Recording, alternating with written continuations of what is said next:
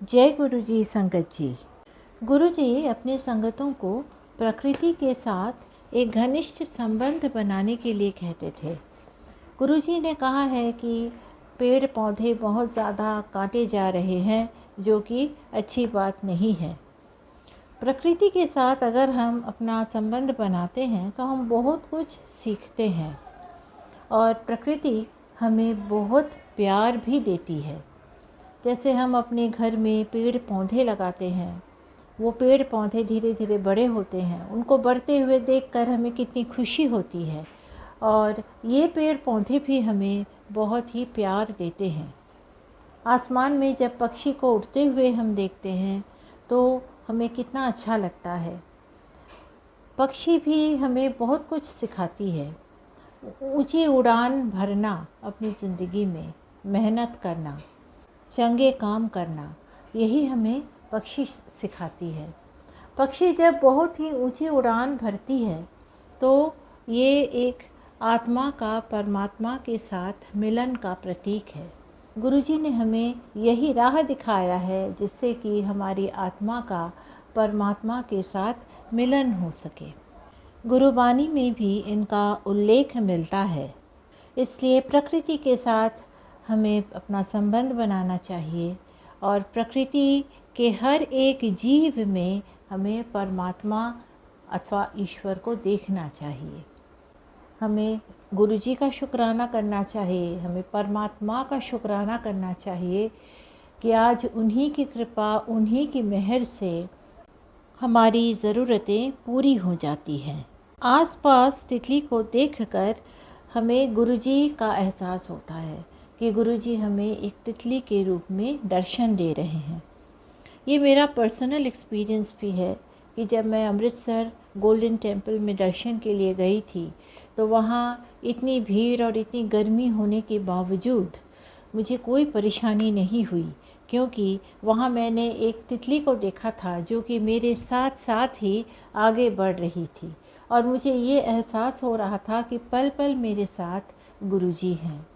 इसके अलावा एक दिन मेरे घर में एक तितली, मुझे नहीं पता कैसे अंदर आ गई, क्योंकि हमारे सारी खिड़कियां, दरवाज़े बंद हैं और नेट भी लगे हुए हैं। यह तितली मेरे पूजा रूम के पास काफ़ी देर तक बैठी रही और उसके बाद कमरे में उड़ने लगी और फिर काफ़ी देर तक एक खिड़की के पास जाके बैठ गई। तो मैंने उस तितली के साथ बातें भी की, मैंने शुक्राना किया गुरुजी का कि गुरुजी आप इस तितली के रूप में हमें ब्लेस करने के लिए अंदर आए हो। और थोड़ी देर के बाद मैंने खिड़की खोलकर उस तितली को बाहर कर दिया कि कहीं उसे कमरे में उड़ते हुए कुछ नुकसान ना पहुंच जाए, क्योंकि पंखे चल रहे थे, लाइट जल रही थी और कुछ भी हो सकता था। मैं जब शुरू में गुरुजी के साथ जुड़ी थी तब मैं अक्सर सोचा करती थी कि एक मोर और एक तितली का दर्शन मिलने पर क्यों कहा जाता है कि गुरुजी हमें दर्शन दे रहे हैं। लेकिन इस सवाल का जवाब मुझे कभी नहीं मिला था। लेकिन सीमा कुमार आंटी के सत्संग से मुझे ये जवाब मिल गया। जिस तरह उन्होंने मोर दर्शन की व्याख्या की है, जो मैंने एक दूसरे वीडियो में बताया है, उसी तरह उन्होंने अपने सत्संग में तितली दर्शन की व्याख्या भी की है। आंटी कहती हैं कि तितली अर्थात बटरफ्लाई एक बहुत ही सुंदर इंसेक्ट है और इस तितली के माध्यम से भी हमें जीवन में बहुत कुछ सीख मिलती है। एक तितली अर्थात एक बटरफ्लाई अपने आप में एक संपूर्ण, एक कंप्लीट इंसेक्ट है और ये तितली के माध्यम से गुरुजी हमें क्या संदेश देना चाहते हैं या क्या सिखाना चाहते हैं, ये समझने के लिए हमें एक तितली का लाइफ साइकिल जानना चाहिए। बटरफ्लाई के लाइफ साइकिल में बेसिकली 4 स्टेजेस होते हैं।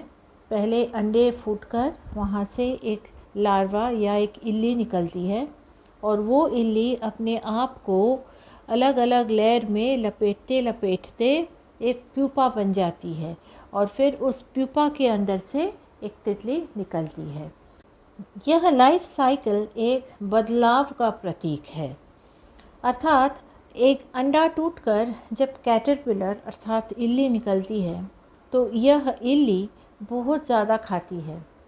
खाते खाते खाते खाते ये फूलने लगती है, बहुत ही मोटी हो जाती है। अर्थात इस वक्त ये बहुत ज़्यादा भोगी बन जाती है और यह स्टेज लगभग 8 महीने का होता है। लेकिन जब यह कैटरपिलर अर्थात इल्ली, जिसे हम कोई भी पसंद नहीं करते, जब यह इस तरह से खाती जाती है और फूलती जाती है और यह अपने आप को लेयर्स में लपेटते जाती है, लपेटते लपेटते ये एक प्यूपा बन जाती है, तब ये कैटरपिलर खुद नहीं जानती कि एक दिन ये इतनी सुंदर एक तितली के रूप में निकल आएगी। लेकिन ये भोगते भोगते खाते खाते प्यूपा बन के जब एक दिन वो उस प्यूपा से एक सुंदर तितली निकलती है तो वो तितली, वो बटरफ्लाई एक कंप्लीट, एक संपूर्ण एवं बहुत ही सुंदर एक इंसेक्ट के रूप में उभरती है। आंटी कहती हैं कि ये जो बदलाव है एक इल्ली से एक तितली तक, ये जो जर्नी है ये एक बहुत ही पॉजिटिव जर्नी है और एक इल्ली से तितली बनना अर्थात इसका एक एलिवेशन होता है। इसका यही मैसेज है कि हम एक इंसान के रूप में जब हम इस पृथ्वी में आते हैं, जब हमारा मनुष्य जन्म होता है, तब हम भी भोगते ही रहते हैं।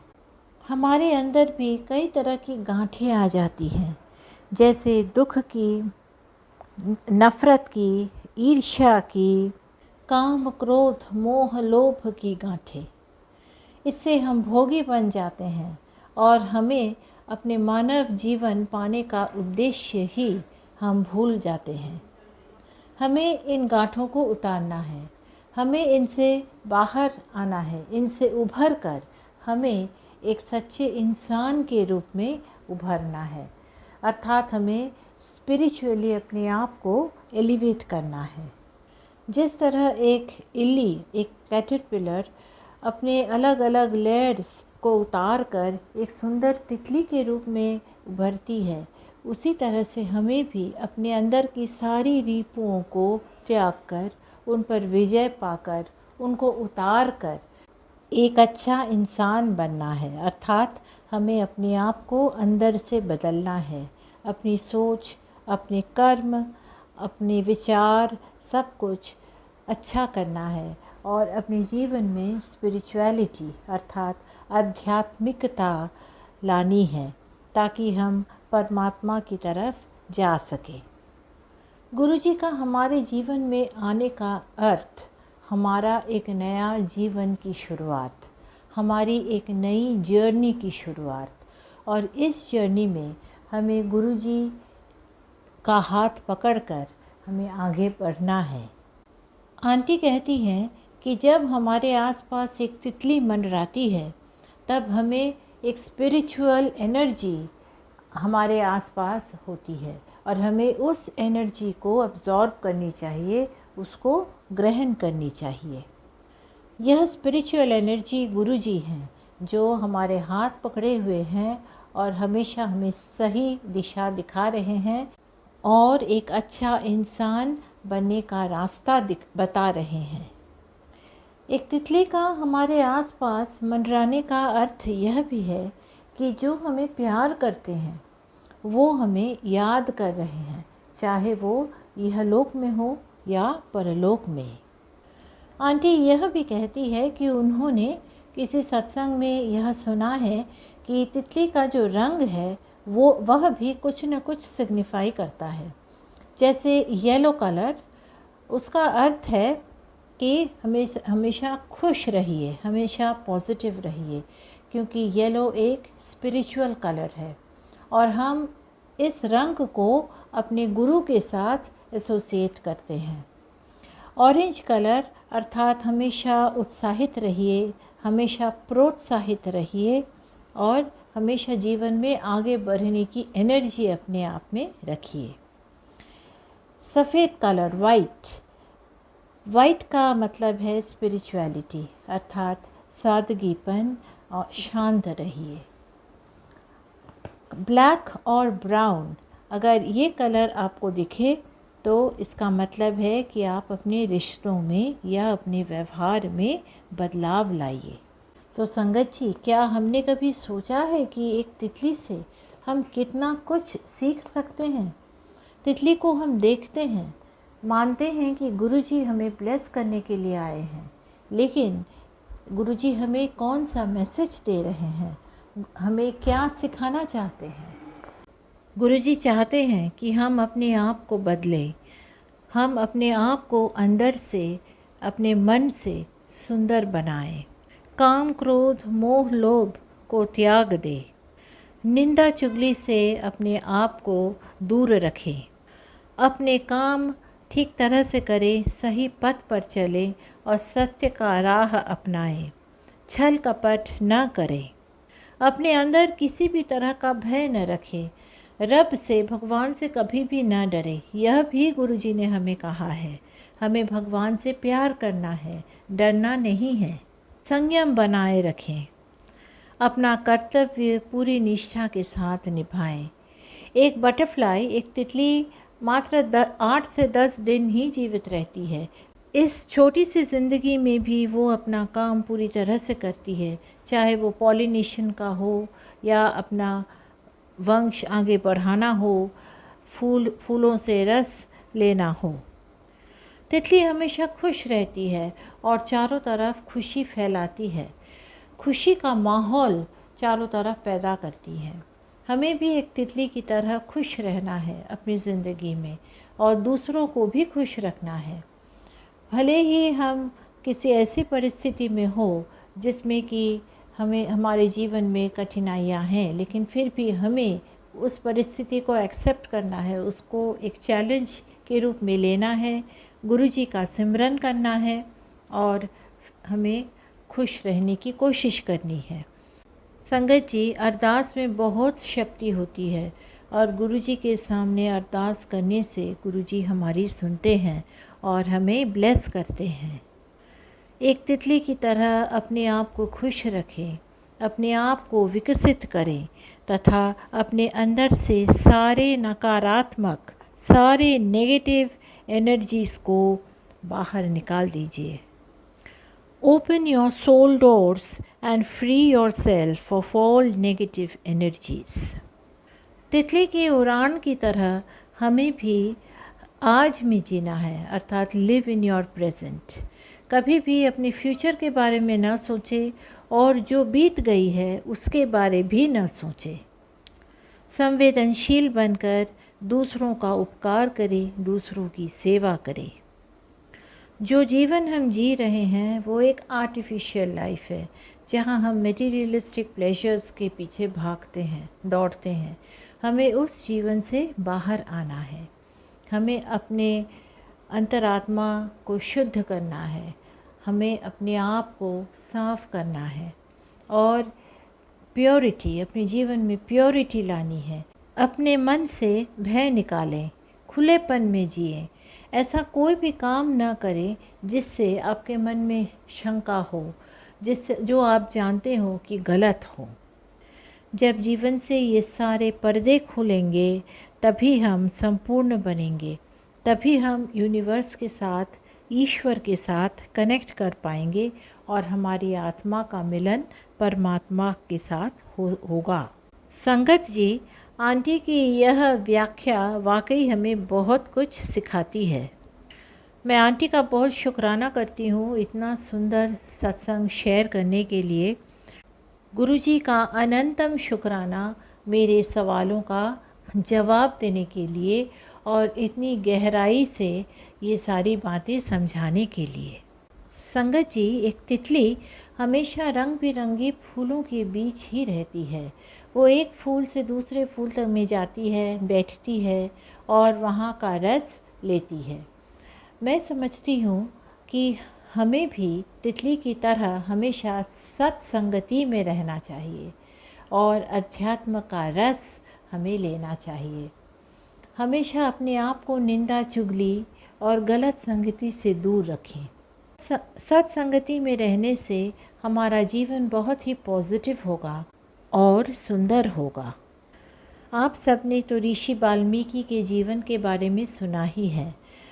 रत्नाकर नामक एक डाकू हुआ करता था, जिसका जन्म ब्राह्मण परिवार में हुआ था, लेकिन परिस्थितियों की वजह से वह डाकू बन गया था। वह यात्रियों को लूटता था अपने परिवार का पालन पोषण करने के लिए। एक दिन उसने महर्षि नारद को भी लूटने की कोशिश की। तब नारद जी बहुत ही शांत रहे और उन्होंने उससे पूछा कि क्या तुम्हारा परिवार तुम्हारे इस पाप का सहभागी होगा। रत्नाकर अपना घर गया और उसने अपने परिवार से यह सवाल किया, लेकिन उसके परिवार वालों ने कहा कि हमारा पालन पोषण करना, हमें खिलाना तुम्हारा कर्तव्य है, लेकिन जो पाप कर रहे हो वो तुम कर रहे हो और हम इस पाप के सहभागी नहीं हो सकते। यह बात सुनकर रत्नाकर का हृदय बदल गया। नारद जी के पास आकर रत्नाकर ने उनसे मार्गदर्शन मांगा। तब नारद जी ने उन्हें तप करने के लिए कहा और कहा कि तुम राम राम कहो, लेकिन वो इतना ज़्यादा पापी था कि उसके मुंह से यह राम राम निकला ही नहीं। तब नारद जी ने उससे कहा कि तुम मरा मरा मरा मरा का जप करते रहो। तो ऐसा जप करते करते धीरे धीरे रत्नाकर के मुंह से राम राम निकलने लगा। रत्नाकर ने कई सालों तक तपस्या की और धीरे धीरे उसके शरीर के चारों तरफ दीमकों का ढेर बन गया। कई साल बाद जब नारद जी वापस वहां आए तो उन्होंने एक दीमकों का ढेर अर्थात वाल्मीकि के अंदर से राम राम सुना। जब उन्होंने उसको तोड़ा तो अंदर से रत्नाकर बाहर आए, लेकिन अब रत्नाकर बदल चुके थे और वो एक संत बन गए थे और इसीलिए नारद जी ने उनका नाम वाल्मीकि रखा। महर्षि वाल्मीकि ने रामायण की रचना की और साथ साथ कई और बड़े बड़े ग्रंथों की रचना भी उन्होंने की है। तो इसी से हमें ये प्रमाण मिलता है कि सत्संगति से किस तरह एक मनुष्य का जीवन बदल सकता है।